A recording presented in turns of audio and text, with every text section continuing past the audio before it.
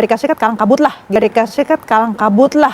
Makin situasi susah di dalam negeri Amerika Serikat, minimal Amerika Serikat, Trump itu harus mikirin isu lain selain berhadapan langsung dengan Iran. Kalau warga intelektual sekalian, guys, akhir-akhir ini aku baru nyadar ternyata pengamat geopolitik di Konoha itu tidak perlu pinter. Yang penting apa? Yang penting cuan. Jadi itulah yang terjadi dengan pengamat abal-abal yang saya perhatikan akhir-akhir ini semakin ngaco gitu ya. Pengamat abal-abal geopolitik bernama Bu Dina. Jadi Bu Dina ini sebenarnya dia tuh seorang peneliti guys. Kemudian dosen gitu ya. Profesinya itu luar biasa. Tapi ketika dia dihadapkan dengan geopolitik yang berhubungan dengan seiman, yang berhubungan dengan seagama, biasanya otaknya langsung tumpul gitu. Ya, seperti yang baru-baru ini diucapkan oleh seorang pengamat abal-abal bernama Bu Dina. Dia mengatakan, Amerika itu kalang kabut. Amerika itu sudah melemah. Nah, yang jadi pertanyaan, apakah ini benar atau tidak? Mana datanya? Mana faktanya? Jadi, di video ini saya akan bongkar sampai ke akar-akarnya. Kenapa pengamat abal-abal walaupun punya gelar profesor, doktor, dan lain sebagainya, tapi tetap otaknya beku kalau berurusan dengan yang namanya seiman. Apa alasannya? Langsung saja kita ke pembahasannya. Mari kita gaskan.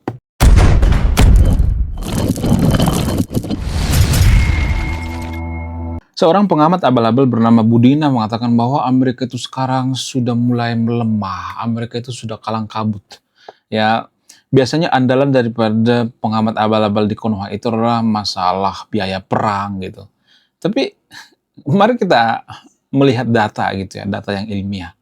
Yang paling rugi siapa sih sebenarnya perang antara Amerika dan Iran ini? Mari kita lihat data gitu. Yang paling rugi itu adalah Iran. Infrastruktur hancur, Ayatollah Ali Khamenei meninggal, ya, ekonominya hancur-hancuran. Jadi sebenarnya yang paling rugi itu adalah Iran. Amerika itu nggak terlalu berpengaruh gitu. Misalnya nih Amerika habis sampai 5.000 triliun, nggak ngaruh guys. Ya, wong Arab Saudi juga investasi ke Amerika itu berapa puluh ribu triliun ya, 10.000 triliun gitu. Ya, sekali investasi. Nggak ngaruh. Ya, justru yang paling menarik itu, ya ini jarang dibongkar ya. Semakin Amerika menyerang Iran, dolar semakin naik. Itu yang jarang dibongkar oleh pengamat geopolitik abal-abal yang ada di Konoha. Saya nggak tahu mereka tuh belajar dari mana.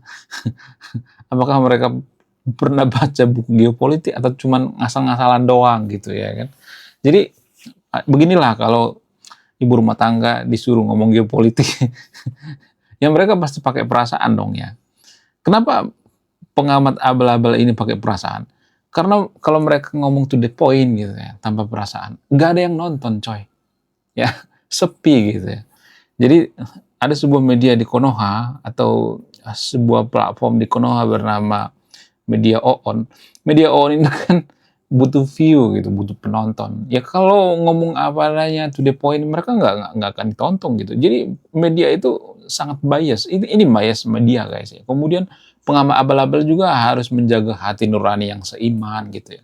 Hati nurani umat muslim harus dijaga gitu. Mereka nggak ngomong to the point. Kenapa saya mengatakan seperti itu? Gini, dulu saya pernah mengatakan bahwa Hamas itu akan hancur, kalah melawan Israel. Kenapa saya ngomong seperti itu? Kenapa saya bisa memprediksi? Karena saya bicara by data, ya ngomong dari sudut pandang data yang ilmiah, ada statistik gitu ya, ada riset gitu ya, ada jurnal penelitian. Jadi saya tidak asal mangap gitu. Kemudian dulu saya pernah mengatakan bahwa Iran itu nggak bakal menang lawan Israel, lawan Amerika juga nggak bakal menang. Terbukti kan? Ayatollah Ali Khamenei meninggal gitu. Itu salah satu indikasi bahwa Iran itu lemah. Itu sudah menjelaskan segalanya gitu ya. Jadi kalau Iran itu kuat, Ayatollah Ali Khamenei nggak mungkin meninggal. Itu sudah menjelaskan segalanya. Ya. Nah itulah yang dinilai oleh investor-investor dan orang-orang yang ada di negara maju. Orang-orang yang ada di negara maju berpikir bahwa Amerika ini kuat gitu ya. Yang lemah itu adalah Iran. Coba kalau misalnya Presiden Amerika meninggal, apakah dolarnya makin naik atau makin turun? Makin turun, makin jeblok. Jadi Ini yang jarang dijelaskan oleh para geopolitik atau pengamat abal-abal yang ada di Konoha gitu. Ya, pengamat abal-abal atau pakar geopolitik abal-abal di Konoha itu hanya melihat dari satu sudut pandang. Ya, mereka hanya membongkar aib Amerika. Mereka tidak pernah membongkar aib Iran gitu. Harusnya kan kalau mau bongkar ya bongkar sekalian gitu. Bongkar aib Israel, aib Hamas, aib Iran, semuanya proksi-proksinya dibongkar. Tapi kan nggak pernah terus terang kan. Bahkan pengamat abal-abal di Konoha juga nggak pernah mengatakan bahwa ada aliran dana dari Iran ke Houthi, Hizbullah dan sebagainya. Kenapa? Karena itu dianggap aib gitu. Ya, jadi kurangnya kejujuran. Bangsa kita itu bangsa yang kurang akan kejujuran. Kaum intelektual di Konoha itu kurang akan kejujuran. Bukan berarti saya orang paling suci ya, tapi mereka itu kan digaji ya. Saya kan nggak digaji gitu, tapi mereka memberikan informasi yang tidak berimbang gitu ya. Mereka memberikan informasi, oh biar sekolah seneng gitu ya, menyenangkan sekolah. Maksudnya biar seiman gitu ya, seneng gitu ya. Ya biar orang-orang nonton gitu ya. Kalau TV-nya to the point nggak bakalan ada yang nonton, bahkan dirujak guys. Kalau ada TV yang jujur di Konoha itu dirujak. Kita tuh sangat suka dengan berita-berita hoax yang dibumbu-bumbui gitu. Ya. Padahal pada faktanya yang lemah itu ya Iran. Ya, kenapa bisa seperti itu? Apa alasannya? Kenapa Iran itu makin hari makin lemah? Apa alasannya? Ya karena bodoh lah gitu. Gak ada alasan lain gitu. Ya, kenapa Ayatollah Ali Khamenei meninggal? Ya karena bodoh. Lah, apa hubungannya dengan bodoh? Ya karena intelijennya nggak bekerja gitu. Kalau intelijennya bekerja ya Ayatollah Ali Khamenei nggak bakal meninggal. Ya kan? Kalau masyarakat Iran itu cerdas, pemerintah Iran cerdas, ya ekonominya nggak hancur gitu. Ya, ini kan hancur ya, hancur gila-gilaan gitu ya. Inflasi gila-gilaan. Ya, kita beli baju di sana tuh harganya jutaan guys. 100.000 itu hampir 1 juta guys. Ya, itu saking hancurnya gitu ya mata uang Iran. Jadi walaupun Iran sehancur itu, pengamat abal-abal di Konoha mengatakan Iran itu kuat. Kuat dari mana? Kuat dari Hong Kong. Aduh, pusing saya melihat kelakuan pengamat abal-abal di Konoha. Ya, satupun ya pengamat abal-abal di Konoha itu ada sebenarnya yang waras seperti Pak Rizal misalnya, Pak Gema misalnya. Pak Gema itu lebih ke bisnis ya, Pak Rizal itu lebih ke politik dia. Jadi pengamat abal-abal di Konoha itu ya seperti Pak Himanto, ya Faisal dan lain sebagainya gitu. Atau ibu-ibu ada 3 orang tuh ya ibu-ibu, 4 orang kayaknya. Ya ibu-ibu Bu Dina, Aisyah dan sebagainya. Kacau pokoknya ya. Mereka itu hanya berpihak pada yang seiman ya. Apalagi berdebat dengan Bu Monik, makin kacau ya. Apalagi ya diundang Hussein Gajah, aduh makin kacau lagi. Ya, susah menemukan orang yang netral pengamat geopolitik di Konoha. Susah banget. Karena faktor daripada seiman. Mereka juga memikirkan views gitu ya. Jadi, kalau boleh jujur ya, saya tuh pengen ya ini mungkin keresahan saya pribadi ya. Saya tuh pengen yang memimpin negara kita itu raja. Ya.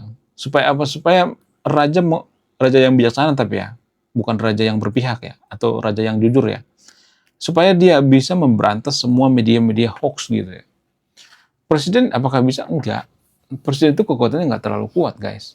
Kalau misalnya presiden mengatakan, TV on ini nggak boleh ditonton, ya dia yang dirujak oleh masyarakat. Tapi kalau raja kan patuh ya. Ya makanya berkali-kali saya mengatakan kita itu cocoknya jadi negara kerajaan, guys. Ya mohon maaf, ya ini cuma opini saya, boleh dong dibantah ya, boleh dong ya. Tapi harus ketemu raja yang bijaksana gitu, raja yang jujur. Karena kita tuh masyarakat yang belum memahami apa itu demokrasi. Demokrasi itu kita memanfaatkan untuk kepentingan pribadi kita. Media-media di Konoha itu memanfaatkan demokrasi kan, sehingga mereka memberitakan berita yang kurang valid ya, yang berat sebelah gitu ya. Ya, terutama TV on, aduh ngeri banget. Ya, karena itu cara mereka dapat duit gitu. Kalau mereka nggak memberitakan yang berpihak pada seiman nggak bakalan dapat duit gitu. Padahal pada faktanya kita perhatikan Hamas kalah. Ya, apapun yang dibela oleh kadrun-kadrun di Konoha kalah gitu ya. Houthi kalah gitu, Iran dibela kalah gitu ya. Argentina dipegang kalah. Jadi MU dipegang kalah gitu ya. Jadi kacau ya, pilihan daripada kader di Konoha itu kalah terus ya. Jadi gimana caranya biar tidak terpapar dengan berita-berita seperti ini ya? Ya, walaupun mereka itu punya gelar doktor, profesor, apa segala macam, mereka tuh nggak luput dari yang namanya kesalahan. Saya juga seperti itu, saya nggak luput dari yang namanya kesalahan gitu ya. Jadi intinya kita cross check gitu ya, apakah berita yang dikatakan itu benar atau tidak. Ya, kita bisa menggunakan AI, atau membaca berita yang independen, yang international independen kan ada sebenarnya. Ada banyak sebenarnya. Menurut kalian gimana? Coba tulis di komentar ya. Saya tidak akan berpihak di video ini, Anda yang menyimpulkan. Kemudian selain itu, kenapa Amerika itu tidak mungkin bisa kehabisan amunisi? Apa alasannya? Ya karena Amerika itu punya NATO gitu. Ya, senjata NATO kan bisa digunakan, ya dipinjam gitu. Karena NATO itu kompak. Prinsip NATO itu satu diserang, ya yang lain pasti membantu gitu. Ya pasti takutlah sama NATO ya. Ya kan? Masa Amerika kekurangan amunisi? Nggak mungkin lah. Pasti ya banyak yang membantu. Jadi intinya itu kepercayaan. Jadi orang-orang itu lebih percaya sama Amerika daripada Iran. Kalau Amerika membombardir Iran itu ya itu artinya ada banyak orang yang sepakat gitu. Ya kecuali warga Konoha. Warga Konoha itu nggak sepakat ya membombardir Iran. Bagaimana dengan masyarakat sipil? Saya tuh nggak mendukung ya Amerika membombardir masyarakat sipil. Saya tuh pengen rejim Iran itu dibubarkan. Itu aja sebenarnya. Diganti gitu. Ya diganti sama yang baru gitu. Ya, apakah Iran itu akan lebih baik kalau rejimnya diganti? Sangat. Karena sistem pemerintahan Iran itu kan sistem pemerintahan terpusat ya. Atau ya mirip-mirip seperti dinasti atau kalau zaman dulu itu khalifah gitu ya. Tujuan Iran itu kan sebenarnya seperti itu ya, untuk menguasai kembali dunia gitu ya, untuk mengganti Amerika gitu ya. Kenapa Iran itu benci banget dengan Amerika? Ya karena mereka kalah saing gitu. Ya, karena Amerika nggak bisa disaingi gitu. Itu alasannya. Jadi jangan sedikit-sedikit membenci lah gitu ya. Ngapain sih membenci ya? Ya sedikit-sedikit membenci Amerika, membenci Israel ya. Sedikit-sedikit ada kebencian gitu. Nggak bisa seperti itu guys. Kita tidak akan jadi negara maju kalau seperti itu ya. Sedikit-sedikit membenci ya.